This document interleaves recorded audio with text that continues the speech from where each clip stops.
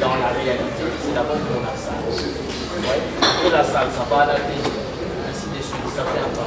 Ça ne concerne en rien l'acteur. Ça, c'est le producteur et le réalisateur. Et c'est ensemble ce que nous allons faire. Parce que l'équipe déjà start au héros, nous opérons avec l'acteur. Parce qu'en réalité, l'acteur, on est en train de collaborer avec lui.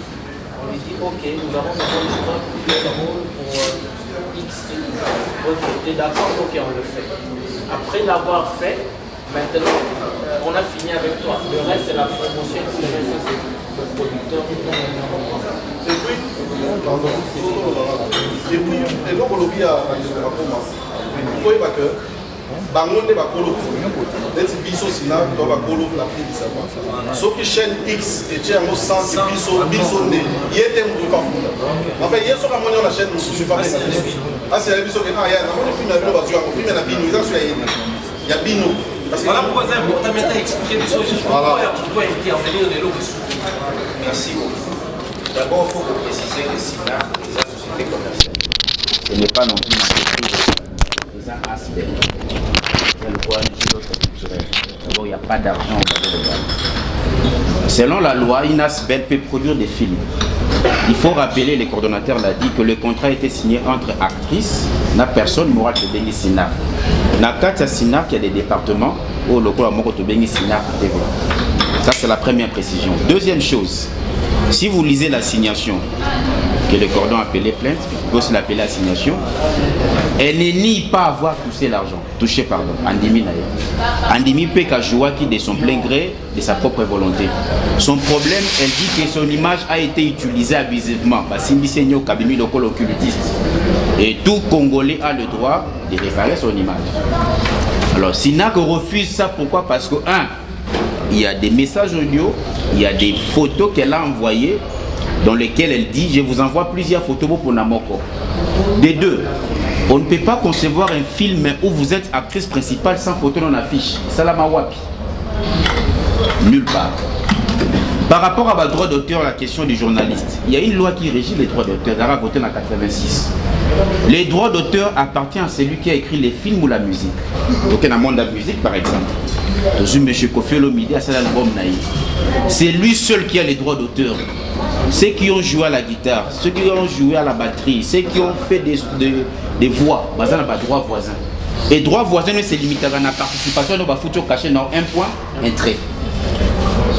Ce côté il fiche à Brandisaki, on a bien écrit sur Style Time, suivez la fille du serveur, un film est produit par Synap TV. Ça c'est la première vérité qu'il faut relever. C'est un produit de Synap TV. De deux, et dans le jugement et dans l'assignation, elle reconnaît avoir consenti. Son problème c'est que, du point de vue social, à mon qui affiche, Naïda Bakongolais c'est que Mbongo Bini. 100 000. Or c'était un contrat de 10 000 $. Deuxième chose, on n'interdit pas à tout Congolais qu'on soit la recours s'il y a un problème. Vous avez demandé Makambo à l'amiable. SINAR, qui est une structure organisée, a écrit à la NPTC. Oui, les acteurs comédiens soit Congo. Pour vous dire qu'on était de bonne foi. C'est une sœur, on n'est pas ennemis. Ça, c'est la réponse du président Massoumou. Pour nous répondre. Parce que le président Kalem s'est senti les amis. Bon, on est prêt, on a nos arguments, mais trouvons quand même une solution pacifique. Dans la lettre a été adressée au président Kalem, voilà, en 2019. En répondant au groupe SINAR. Et qu'est-ce qu'il dit à la fin? Quelles que soient les raisons avancées par l'actrice que nous avons citées, notre démarche est de trouver sans tarder un compromis, car ces problèmes risquent de salir toute la corporation. Ça, c'est SINAR qui était de bonne foi. Deuxième chose, ce n'est pas mauvais d'aller en justice, mais encore il a porté des preuves. vous-même vous avez vu, des fonds en comble. Lorsqu'elle dit que le président Caleb n'a pas été accusé, nous avons l'assignation. On peut l'appeler communément plainte. Parce qu'après Fundasta est un test à Meyebiété. Elle a fait son contrat avec le groupe Sinar qui est Nasbel. C'est ça qu'il faut préciser. Donc en ces jours, nous sommes victimes de mensonges qui salissent et les groupes Sinar que le président Caleb, parce que tout le monde a vraiment comme escroquerie. Il ne s'est pas agi d'une escroquerie, il s'est agi d'un contrat qui a été signé. Je rappelle qu'en matière de droits d'auteur, le contrat peut être écrit, il peut être verbal. Et ce qui nous renforce, ce qui nous réconforte, c'est qu'elle a accepté avoir touché son cachet. Les vrais problèmes, madame la journaliste, madame et messieurs, les vrais problèmes, c'est qu'elle dit son image a été utilisée abusivement, sans sa volonté. Or, c'est faux. Le cordon va vous démontrer des messages audio dans lesquels Andimaki et des deux, ce n'est pas une utilisation abusive. Parce que le directeur artistique l'a dit, le monde du cinéma est une industrie, c'est un circuit. Il y a la production, il y a le scénario, il y a la distribution, il y a la promotion, il y a l'exposition, il y a même la diffusion du film. On ne peut pas concevoir un film sans affiche. Non. Lui, il a joué, il vous a montré les affiches. Son contrat se limite entre Yéna et initiateur à film. Les différents sponsors, vous voyez à la fin d'un film, même dans Hollywood, à la fin, il y a toute une liste qui passe. Il y a eu des scénaristes, des effets spéciaux, il y a eu des distributeurs. C'est un peu ça. C'est comme même dans le monde d'Abal au monde, Canal Plus à son final, il y a Ligue des Champions. Ça ne concerne pas Messi. Messi est payé par Barcelone. Canal Plus à son bidon. Ce sont des choses mineures qui existent, qui sont réglementées. Nous sommes conscients, il y a une décision qui a été prise. Nous sommes un état de droit, un état dans lequel la loi existe et les droits sont respectés. Voilà pourquoi dans leur bâtiment appel, ça là recours. On n'est pas contre la décision du juge, on se soumet. Mais le juge peut se tromper. Le juge peut commettre des erreurs. Voilà pourquoi nous sommes prêts à aller en appel. Parce que dans le niveau d'appel, tout redevient zéro. Et nous sommes prêts à aller même jusqu'en cassation, même jusqu'en révision, même au niveau des juridictions internationales. Parce qu'à part la loi congolaise, il y a des instruments internationaux qui protègent les droits d'auteur. Donc je rappelle qu'en matière de droits d'auteur, l'auteur principal demeure le président Caleb et les autres n'ont que des droits voisins.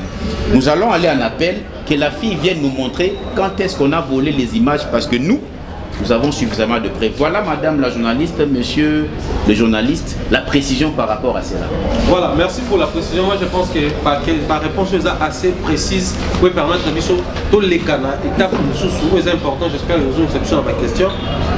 Tous si on a procès. Beaucoup n'ont pas compris comment est-ce que, comme on a procès, tout bien on a une appellation, on a son proche à la population et aboutir à quelque chose, et puis on a appel. Quand on a une étape, il y a de gré à gré, négociation à l'amiable, procès, et puis tout on a place de commun. Ni n'y empêche que parce que selon version, il y a tout éclairé opinion. Selon version, il y a pour réussir une collection à l'amiable. Il y a les gens qui sont à l'amiable, bino bofundi na NTPC, bino. On a comme l'impression, bino ne m'ont pas bandi ma bête pour que tu aies. Alors, tout ce qui est au niveau de contrat, tout ce qui est dans Marambo, tout ce qui fait avancer biso pour toi au niveau de tous les. Par rapport, il y a le fait que Alinga qui est à l'amiable. Ngai. Asitaki kombo na nga obike. Kombo na okenda kuna ayamba na bureau na ye aserva. Asombela nga mai. Bon. Ngai tant que aussi film wana quelques jours après président Gendai Poto. Donc ça valide version na ye avec président Gendai Poto. Pas le même jour. Na otiko loba que président d'un résident na Poto. Awa ya musala. C'est-à-dire qu'il a le droit à rozonga Poto quand il veut. Et ça, voilà ça, on a un peu de Très bien. À Kendagi Poto naie normal parce que le film est fini. Ngana Zali, c'est-à-dire ceux qui ont Kambo Zali ou bien bon à refuta. Ngana Zali, bandeko Bazali, bureau Zali, pour régler situation, on a même à prier. Voilà les problèmes. Ngai na Kendagi Matadi parce que tous appels un groupe Sinar na Matadi. Tant le président voyageait, tant aussi si film les temps ils ont la montage. Matadi dit qu'on réglementer la situation qu'on a. Le président m'appelle pour me dire que la sœur est malade. La sœur est malade, il fallait prier pour elle. Mais je le suis. Est-ce que pour prier pour elle, donc de là-bas, je ne peux pas prier. J'ai prié.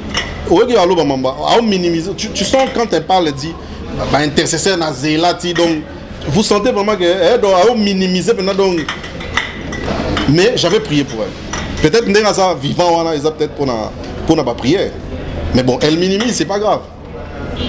Quand on a eu na zongikin, je l'ai appelé. On a précisé le mot. On a une soeur. En dehors, il y a plateau, ça veut dire en dehors, il y a tournage. Tu kutanate na vie. Nganaye toyebani na film na plateau. Na mona na TV, il pas mona na TV. Mais kokutana nganaye za na ba tournage. Je précise, je l'ai jamais vu, elle m'a jamais vu en dehors, il y a plateau. Mais il faut rappeler aussi que vous êtes arrivé à annoncer le film tout à l'heure. Oui, ça veut dire qu'en dehors, il y a plateau. Ça veut dire en dehors, à scène. Quand je suis venu sur scène pour annoncer son film. En dehors du travail, je prends comme ça. Pour le plateau, peut-être. En dehors du travail, il y a cinéma. Mais quand je suis rentré, je l'ai appelé. Na bengi na bise naza besoin to kutana pona makambo ezoleka makambo ya lobby ndenga na kendanga na bureau na vraiment na kamwe ça dit serbe na kamusinga mais je suis allé dans son bureau je l'ai appelé yem ta expliquer ngai na bon marché na ye na koti ayambi ngai na koti d'abord dans un premier temps banda na bise je suis venu pour le problème de la police. Tu as porté plainte contre Sinark. Sincèrement, Makamoto Roko m'a plainte. Amandi ko expliquer na. Président Abimi Seninga ba fiche oyo. Ya abeta ku masolo teke to sola ina makamwana ta ba to solo makamwana ta. Abimi Seninga ba fiche oyo pour me dire que ba exploiter image na ye to yokana ki boité ngai junior na bandi ko expliquer makambo oyo. Na ina expliquer siko. Na lingi ba ndeko bo comprendre. Makambo na ina expliquer siko ma expliquer ye. Affiche Oya Lobela qui yango, n'est-ce pas? N'est-ce pas? Ok. A lobby, bazo teka bouquet Star Times na yelongi na ye. N'est-ce pas? Soki Otali Awa na bakomi la fille du serpent na se ndego okotanga biso na se wana bakomi la fille du serpent en exclusivité sur site. En exclusivité, c'est français. C'est-à-dire hier muto a salé biso promotion lobby et les gawapi. Est-ce que tu as un bouquet? Non, non. Bon, Sinark TV est à la Rawabi. Na Star Times. Ce que tu as Star Times, et ça vous n'avez pas de panzi. Pour la yango, il faut la yango na Sinark TV est à la Rawabi. Na Star Times. Pose à la Star Times, il faut son mani. Et là, on doit comprendre. Ndé logo affiche au lingi goloba. De deux. Bon, excusez. De deux. Il faut boyer que le titre du film c'est La fille du serpent. N'est-ce pas? Fille au Azaawa na affiche. Au moins on affiche nulle part ba komi komboya madame wana. Nulle part.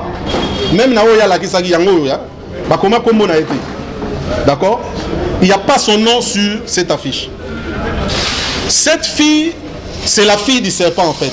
C'est le personnage. Ce n'est pas la personne. Bon comprendre. La fille qui est là, c'est la fille du serpent. C'est le personnage du film. La deuxième saison, il y a la fille du serpent. Bon, on a le personnage Oyo, le personnage Moussousou. Mais le titre reste la fille du serpent.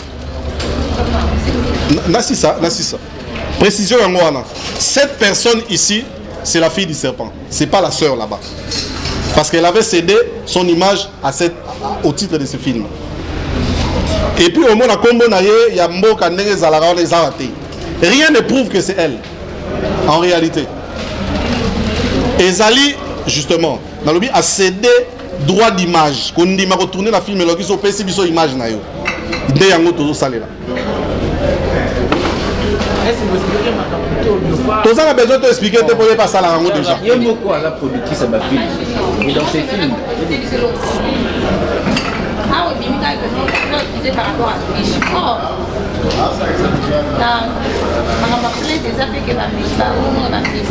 Ça, ce sont des blagues. Ça, ce sont...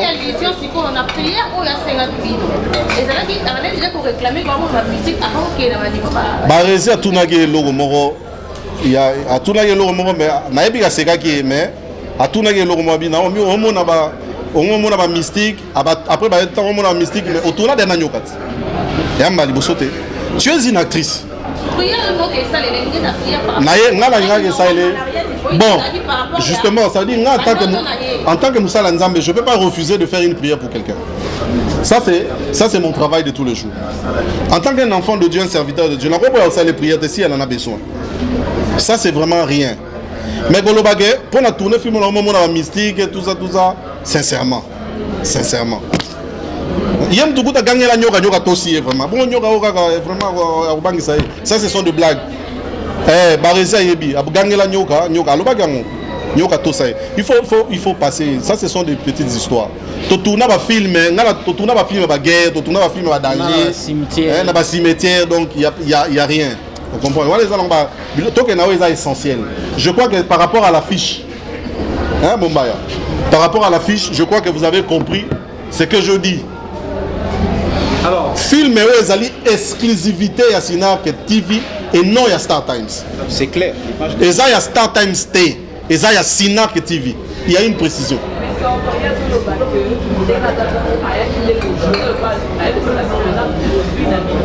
Oui, mais qui a dit que c'est notre produit? Ah ben, il y a une information dans votre manager na zwa kango te ya lobby que aza produit na biso na nyangwa yebisiye muta start time ni nyangwa yebisiye que biso ya lobby s'il vous plaît on doit pas s'amuser avec des gens. Ya lobby je viens avec des preuves. C'est ça qu'il a dit non? Preuve ni nyangwa memagi. Il y a mutu atanga comme mutu apesa que ayebisa bango que to lobby a produit na biso. Mais même ata to lobby que maman bino oyiba na kale babi misa. On ne peut pas mesurer Charlène Benz, ça entre nous, malgré tout ce qu'elle peut avoir, tout ce qu'elle a dit avoir. Il faut arrêter. Bon, il y a Rosa moi la Caleb, soit d'ailleurs moi la Marie-Hélène, Rosa moi la Caleb. Soit dans le groupe Les Réveils, à Rosa dans le groupe Sinar, ou bien parce qu'il y a un danger pour les actrices à Sinar. Il faut arrêter. Est-ce qu'il y a un tourné dans un film? Je ne suis pas contre le fait qu'Aloba a produit un bisoté, c'est normal. Ici, il peut changer produit un bisoté, s'il a produit un bisoté, mais Dina n'a pas produit un biso, Béline n'a pas produit un biso, Thérèse n'a pas produit un biso. C'est grand, on peut se limiter là. Donc, il y a un problème dans les Babylon, ça ce sont des fantaisies. Parlons ce qui est essentiel. Tous à la maïele. Et là, on a regretté ça que on ne lui a pas posé des questions. N'a point de presse. On ne lui a pas posé des questions intelligentes. Sincèrement. Explique-moi que personnage n'a personne, ils ont des choses différentes dans le cinéma. Il y a un junior. Mais si on a joué le rôle, il y a Soda. Est-ce que c'est Junior qui joue le rôle de Salon? J'ai cédé mon image. Qu'est-ce qu'il ne faut pas comprendre là-dedans? Alors, toi avancer parce que dans les limites, voilà. Tu as investi là-bas, tu as ma question de chuter. Donc, combien d'étapes il y a appel fait ça là-bas la procès? Vous avez en tout cas très clairement expliqué. Mais qu'est-ce qui n'a pas marché pour que on a comme l'impression jusqu'à là sur votre massage appel, c'est que quand mon homme t'est gagné, ni l'idée sali que pour réussir avec toutes ces preuves pour brandir en la justice, il a gagné bino bozo dans l'appel. La limite pour éclairer biso pour ne pas trouver la question. En fait, pour ça, état de droit, état structuré. Ceux qui passent l'appel na vie, tout va voir des recours. C'est parce que comme on dit en latin, errare humanum est. Un homme peut se tromper. Il y a même un livre que je viens de lire il y a 2 jours, les erreurs judiciaires, ils en a 400 pages. Nous n'avons pas les pouvoirs de critiquer la décision des juges, mais nous savons comment fonctionne la justice en Afrique. Ceux qui passent l'appel, passent la cassation, passent la révision, passent là pour dire que toute personne na Congo ailleurs dans le monde on a droit pour attaquer une décision de justice. Nous n'avons pas ces pouvoirs-là de critiquer, mais je voudrais seulement vous dire que Sinar a réuni tous les moyens pour se défendre et la décision est tombée à notre défaveur. Nous avons la ferme conviction au regard de tous les éléments démontrés, au regard des témoins qui sont prêts à venir témoigner, d'échanger la donne au niveau de la peine. Nous comptons d'abord sur Dieu parce que SINAC est un groupe chrétien, mais nous comptons aussi avec les nouveaux mouvements, les nouveaux vents de la justice qui nous manquaient. Nous comptons sur la conscience des juges et surtout, nous comptons sur tous les éléments que nous avons. Et nous avons l'assurance qu'un niveau appel et Simba, même jusqu'en cassation, même jusqu'en révision. Voilà ce que moi je peux vous rassurer. Boyebi célèbre histoire, il y a France, il y a Omar Adam. Moutoumora Bimazonga Boy, patron Naya Koufaka. Ce monsieur a été condamné à mort. C'est après 10 ans, Baropé ses raisons. Il y avait une erreur, Bako Sakai. Les erreurs dans la vie peuvent exister. En tant que SINAC, en tant que groupe structuré, on n'a pas les pouvoirs de critiquer. Mais nous avons fait notre recours et nous mobilisons les moyens ensemble avec Staitam qui est notre sponsor pour changer la donne, pas en critiquant, mais en apportant des preuves de te démontrer à moi. Voilà ce que je peux dire en tant que technicien en groupe amateur et à administration. Pardon, tu pouvais bien que il y a le bagage qui a accusé Caleb T. Hein? Tu pouvais que Caleb Azali. Formation.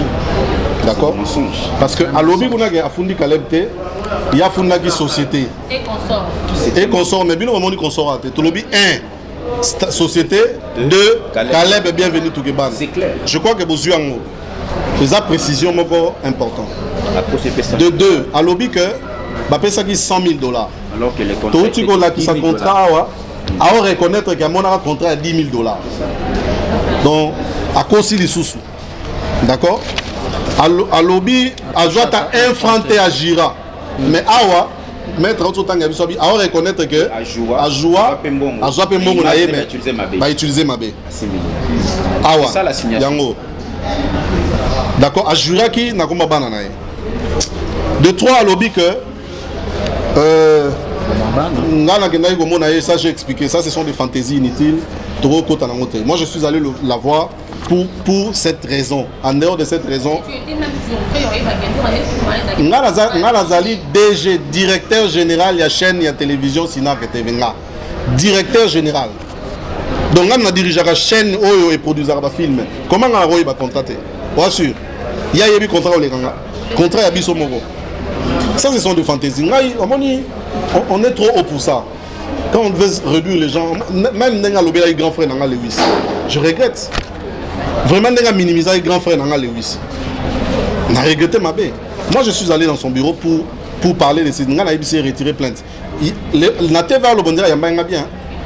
Mais il m'a manqué de respect. Hein. Ça, je le dis devant les gens. Mais ce n'est pas important qu'on en parle. On a eu un problème. On a retiré plainte, il y a eu réponse au Yapesanga. J'ai laissé na mayo à Pesanga, mais là, on a bio, na bima. Écoutez, nous ne sommes pas venus pour se défendre contre elle. Toya go expliquer Maramoya Lubagi. Tolingi, to éclairer opinion parce que tous les fanatiques balinga biso. Tolingi ba maman na ba émotion te. Tout ça la ranzonzing, tout ça to comme dans niveau ba film ba production ba $100,000. Caleb azana mbongo te. Bon, on a Range Rover à Otambola. On a Range Rover avant Star Times. Range Rover en Europé, et ça en Europé à Sikate. Et ça, à moi, la mobile, moi, je comprends qu'on dirait que, et là, mon pasteur Moïse Mbi, on dirait que les gens qui réussissent hein, commencent à déranger les autres. Il faut gagner de l'argent honnêtement, frères et sœurs. Et ça, la liboso, tes sœurs, wana, afunda, pona marambo. Vous voyez bien, afunda vient d'habiter des Vos. Elle a nié ça. Elle a nié ça, mais nous on a l'action même publicité, on a fondé là. Non, on n'a pas besoin de la publicité, mais la véracité, c'est tout ce qui compte pour nous. La véracité, qu'elle dise ce qu'elle peut dire. Nous on vous a monté, il y a le bagage, on a ma preuve. Barézi aux Alagikuna, est-ce que tu as vu le document? Ou tu n'as vu que les affiches? Nazana, notre message vocal, si je peux vous faire écouter ta mokoka. Hein? C'est encore mieux quand on a un micro pour la. Oui. Oui. Oyo, Azolo, on a président que. Natinda 5 photos, nous sommes clair netindé. Azo comprendre te. Bon, natinda la photo, non? Natinda 5 photos, et ça y a un. Voilà. Ce qui est un côté, natinda 5 photos. Ce qui est clair te. Natinda un nini. Ce qui est clair te na bakisa mususu. C'est ce qu'elle a dit. Ma photo yango wana na se. Oyatinda. Donc, j'espère que tu as Pardon? Non, mais ou bien je me répète. Est-ce que je peux me répéter? Les affiches, nous parlons de l'affiche. Nous ne parlons pas des bouquets. Nous parlons de l'affiche. Et là, il y a le bouquet. Donc, toutes les démarches que je fais là, c'est pour expliquer la différence entre bouquet et zolo.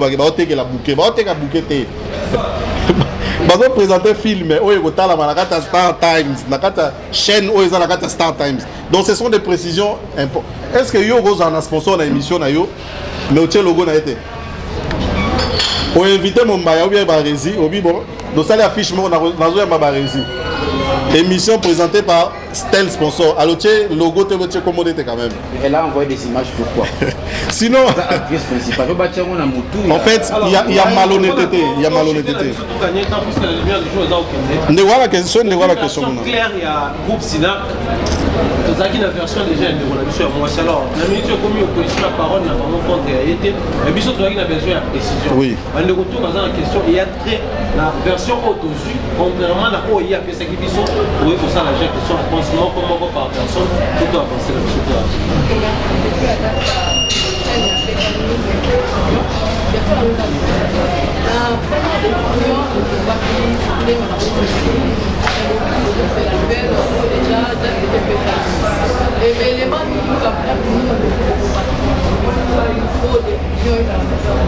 Donc c'est une démarche judiciaire, c'est une bataille judiciaire, ce sont des stratégies qu'on ne peut pas dire ici, mais ce sont des moyens qui existent, des images qu'elle a envoyées. Là c'est une stratégie interne, et nous sommes prêts à aller en appel, et nous avons un élément suffisant, mais la logique, la déontologie, et permettre que nos parents soient, mais ils allaient sur place. Je l'ai dit tantôt, je l'ai dit ici, toute décision judiciaire, il faut la respecter. On a pouvoir, en tant qu'État de droit, critiquer le juge. Mais je l'ai dit, dans une décision humaine, les erreurs peuvent aussi exister. Donc, c'est ça la réponse simple par rapport à ça. Je ne sais pas si les cordons l'étaient un peu... Une autre question par rapport à la question de... Barési, non, c'est la question, non. Là, voilà, je suis venu en retard. Barési, quand ça comment vous avez version à Sina, vous n'avez pas d'arrivée parce que je suis venu en retard. Oui, voilà, là, pour comprendre. Et une vision, ça, la exécution, la dépliance. C'est bien, on a la standard. Et là, il y a deux affiches. Encore plus, c'est pas mon yoso. Là où le corps a d'ailleurs beaucoup séparé. Il y a le place, il y a un comporté contre le voilà. Alors, il faut donner la affiche. Nani mdalobi ye to biso. Moi, je vais expliquer ce que donc, entre ye na biso, biso ne va pas le filmer. Il y a un peu le film. Biso ne doit décider quelle affiche est la principale. Ça, c'est une précision, n'est-ce pas? C'est nous, biso ne va pas le filmer. Je me répète vite fait, s'il vous plaît, permettez. C'est un même film avec des affiches. Le même film, mais avec ils ont 5 affiches. La PS Minoka 2. C'est-à-dire, oh, ils ont bisognoso, oh, ils ont un avant-plan, nous sommes acteurs principaux. Donc, ça arrive. Oh, ils ont même chose. Ils ont filmé les acteurs principaux, après, ils ont une affiche. C'est comme ça que ça. Ils ont une promotion. Promotion, ils ont une affiche principale. Les affiches, c'est pour la promotion. Ça ne se vend pas.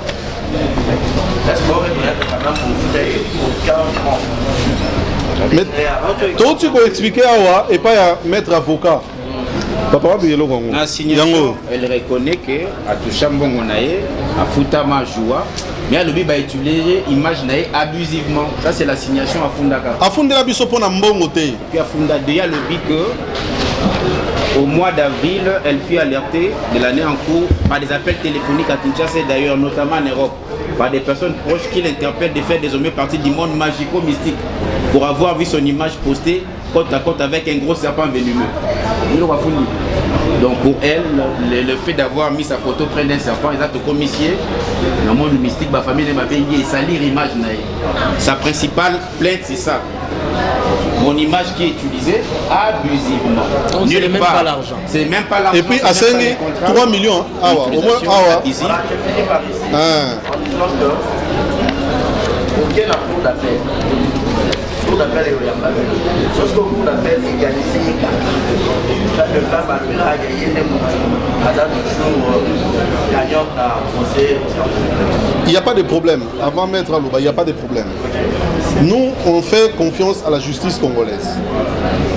Maître Aloubi, il peut y avoir des erreurs, mais ceux qui courent Oyo, attends qu'il va courir rebelle, il va cours de cassation, le cours de cours la juridiction internationale. Donc, en fait, on peut aller plus loin parce que le problème, c'est la mauvaise foi.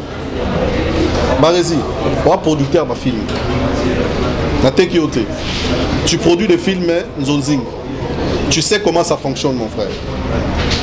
Dans les films ici, toi, tu sais combien tu donnes à tes gars pour te tourner un film. Ce n'est pas le premier film que notre soeur joue avec lui. Mais si elle reconnaît.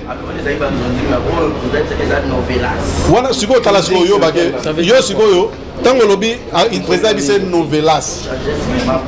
Problème est athée. C'est ça le désir de tout le monde, et de toi, et de moi. L'objectif, c'est de changer le cinéma congolais. Et ça bien. Mais c'est quoi le fait que tu joues avec Irsile Péchang, Vie de loin, Pakaloui, Mama Kalou, Sifa, Ngaï, Larok, les autres. D'accord? Avec les mêmes thématiques. Awa, et l'autre, traitement à image, traitement à son, n'a pas caméra à utiliser.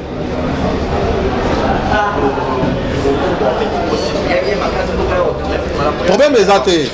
Acteur Nyonso, d'abord, et ce sont des choses qu'on ne peut pas parler. Barézi, Ngaï en tant que réalisateur, Larok en tant que réalisateur, ceux qui ont réalisé Ngaï dans le film, Ngaï est acteur, il y a des réalisateurs, il faut s'y plier Ngara. Junior, l'hôpital tourné, Junior, l'hôpital tourné, prépare-toi déjà aux Alan à 8h. Hein? Je crois que c'est ça l'explication. Vraiment, l'hôpital Alan à 8h, s'il te plaît. Et ça, la marabongo, même dans ma film, tout ça, sincèrement, je suis désolé, je vais le dire. Dans la film, la Canal+, la TV5, TV5, A+, France O, ainsi de suite. Je sais comment ça marche. Batina Rumi Touré. Hier, vous avez grâce à moi, Orange, je vais en parler. Orange, je vais Tikaye. Mais Bisso, pardon? Azalara fragile. Il y a un moment qui va tirer mon car et qui est Tikaye. Et puis une précision, peut éclairer opinion.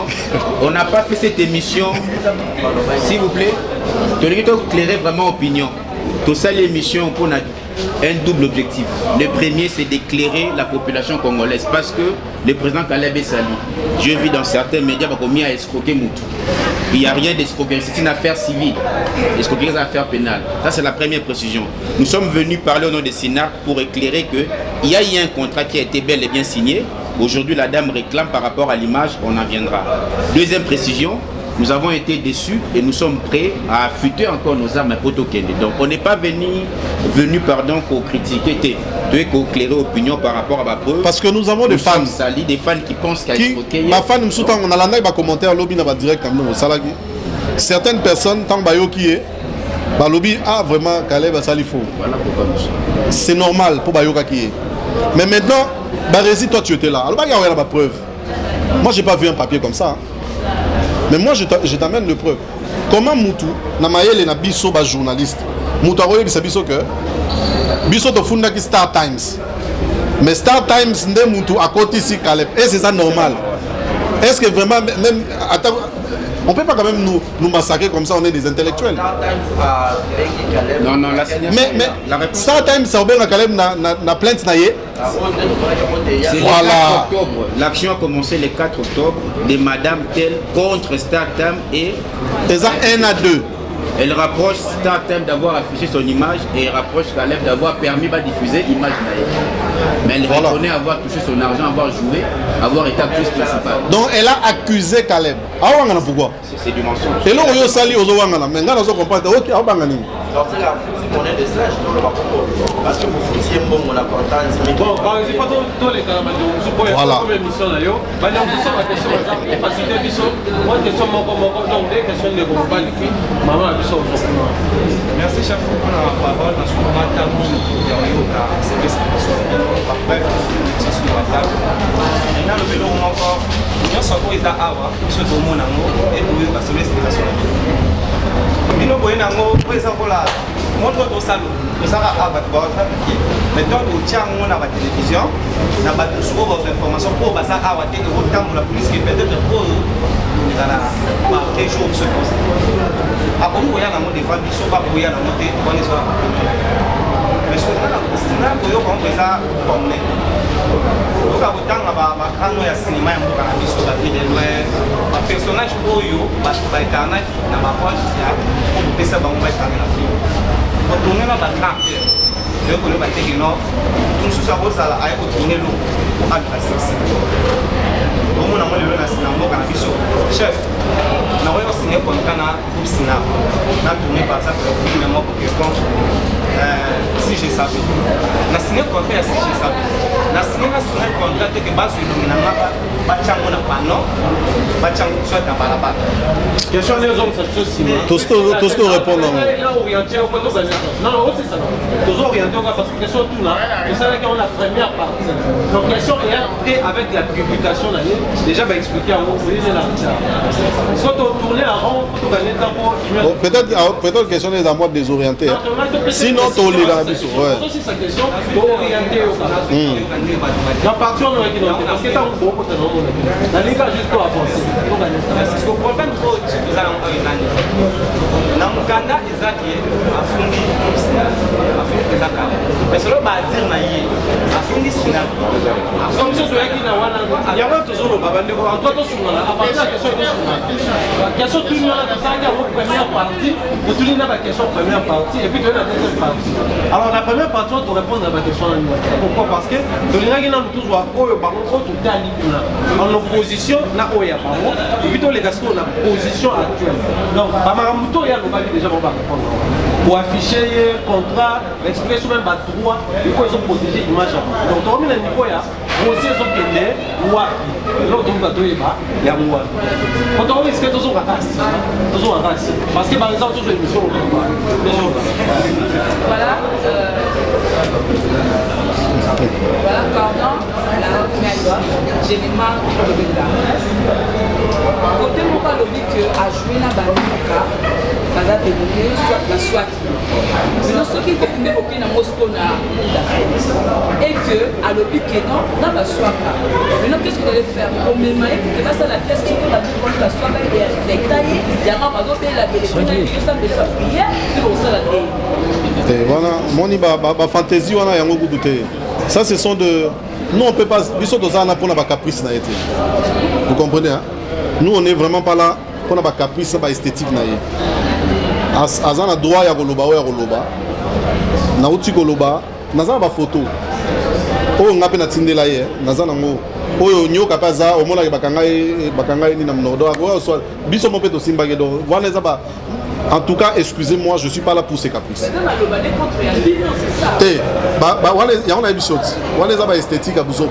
Nous, on ne peut pas entrer dans ça.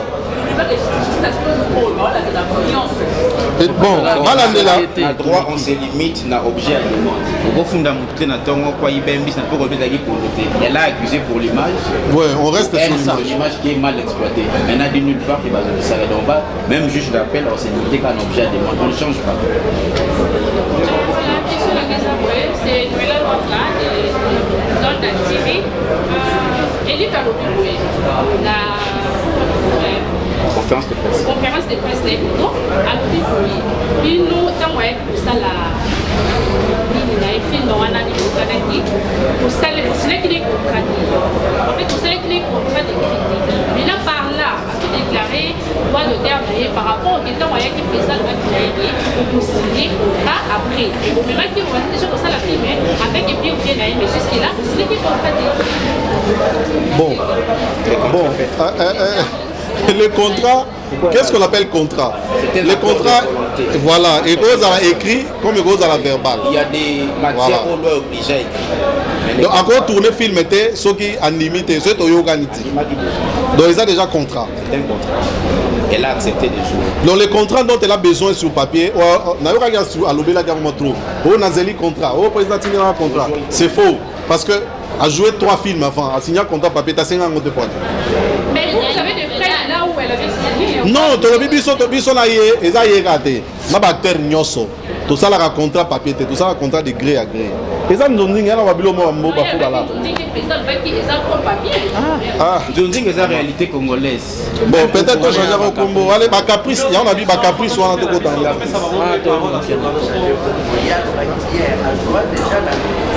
Biso bakolo film. Biso ne bakolo film. Tu le dis que biso. N'a pas peu à précision.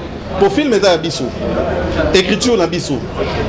Tout y a biso. Biso de ce qu'a image na. Vous comprenez? C'est-à-dire s'il faut que quelqu'un dise quelque chose, c'est nous. Nous ont dit c'est quoi?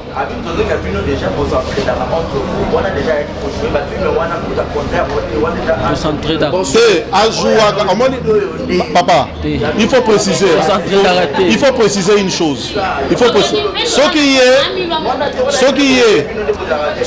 ailleurs au sala, pour la finalité, nous on ne fait pas ça pour ces finalités. Nous c'est notre travail. Moi, qu'elle appelle ça comme elle veut. Mais c'est ça que nous vivons avec. Vous comprenez, Marizy? Qu'elle ne minimise pas les autres. Je ne veux pas entrer dans ces caprices. Ce qui est ailleurs au salon par fantaisie, nous on le fait comme travail. Le peu que nous gagnons, c'est ce que nous partageons avec les autres.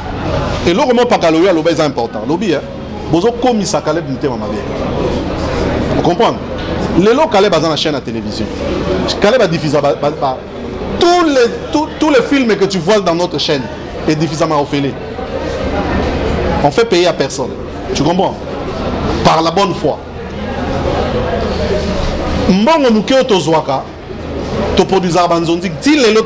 Pourquoi un film? Est-ce que d'abord ce n'est pas le seul film Oyo? Tozana ba sponsor. Si les lots Aranzonzing. Si les lots ils Aranzonzing, non to changer en forme. Quelle est la différence entre la fille du serpent et les nana benz?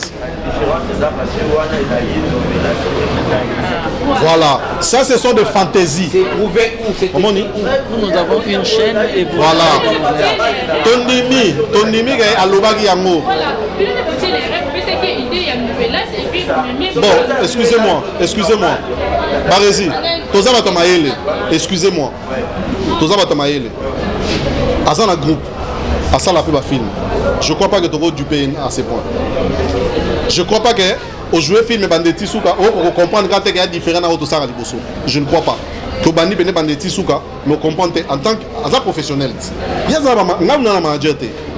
Il y a un manager, c'est-à-dire il y a mieux placé, n'est-ce pas? Là ba maître banini a mieux placé pour n'avoir ba makambo mieux que quiconque. Parce que là un film que moi j'ai présenté. Donc, à mieux placé pour la mambo. On ne peut pas duper quelqu'un. Oyo, azo reconnaître dans Mikanda l'état que azo mbongo na ye tout ça. Ce sont il y a on a vu ça que moi je suis mutalinya azo mbongo na malhonnêteté. Aza quoi engager ba mensonge au biso toujours prouver binoge. Yo so comprendre quand tu toujours là ça que biso to na biso ko lobaka oyo lobaki yangoyo olobaki fundi Caleb te yangoyo fundi Caleb olobaki ba pesi mbongo te yangoyo olobaki ba pesa ki $100,000 to la ki si yo awa yo reconnaître $10,000 to la ki sa Mikanda.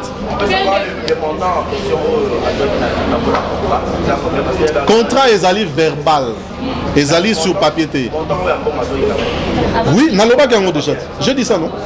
Je lui ai donné $100. Oui. Pardon? Vous avez joué 2 jeux parce que pour s'initier raté et oh. Mais est-ce que ceux qui avant de jouer, il faut une dimati, n'est-ce pas? Mamoza Maël et Mimi. Avant de jouer dans le film, il faut une dimati. Qu'on dit on a des contrats. Mais pourquoi vous pouvez compter pour ça la partie? Mais parce que tout ça la rayangote bon si on est comme si on est tout ça là. Poto eza nzonzi tout ça la raté. Yo aucune chaîne à télévision pas engagé. On dit qu'au travers de bon faute, c'est un Elise a s'expliqué très bien. Avec des affaires, elle nous a joué et pas salaire. Avec la rana, elle a pas taillé, elle a filmé, on s'entraîne mais on est aussi pour eux. À quel moment on a pu justice, on va voir l'image et tout ça, c'est parce que la voiture, il y a président. Est-ce que je... Pardon mon bâté. S'il vous plaît, Barési. Pardon mon bailleur. Je finis là. S'il vous plaît. Elle ne nous a pas... S'il vous plaît. Elle ne nous a pas accusés de l'avoir pas payé.